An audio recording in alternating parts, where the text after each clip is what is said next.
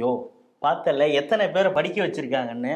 அந்த மேடையில் 51 டாக்டர் அணிவகுத்து நின்னதை பார்த்தியா? படிக்க வைக்கிறது தான் நல்லதுதான்ப்பா.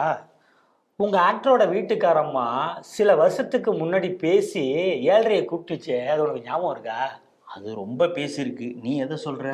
அதுல ஒண்ணு, கோயில் உண்டியல்ல பணம் போடாதீங்க, ஹாஸ்பிட்டலை மெயின்டைன் பண்ணுங்க, ஸ்கூல் கட்டுங்க அப்படின்னு சொன்னிச்சு. அந்த அக்கா சரியா தானே சொல்லியிருக்கு. ஏன் தமிழ்நாடு எஜுகேஷன் சிஸ்டம் சரியில்லைன்னு அவங்க 2 பேரோட பசங்களையும் மும்பையில போய் படிக்க வைக்கிறாங்களே அப்படின்னு உன்னை நோக்கடிக்கிற மாதிரி நான் கேள்விலாம் கேட்க மாட்டேன். ஏன்னா அது அவங்க ரைட்ஸு. அப்புறம் என்ன கேட்ட, நிறைய பேரை படிக்க வைக்கிறாங்க.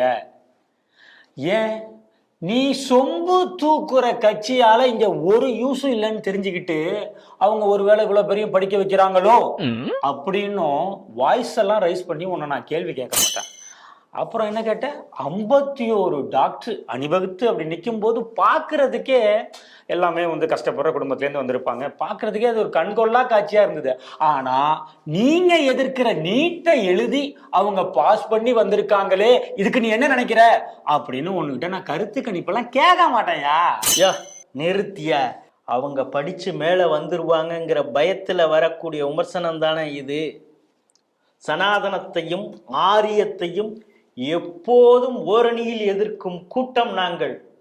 சனாதனத்தை அறுப்போங்கிறதெல்லாம் ஒரு பக்கம் கேட்டுக்கிட்டு அவர் கிளம்பி திருப்பதி போயிட்டாரு அடுத்த மூவி சக்சஸ்க்கு. சிங்கம் அடிக்கிற அடியை விட இந்த சங்கிங்க அடிக்கிற அடி 1.5 டன்னுக்கு மேல இருக்கும் போல.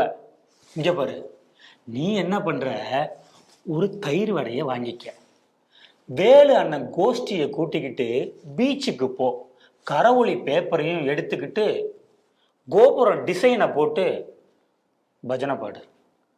ராதாவும் பிடிச்சவன்.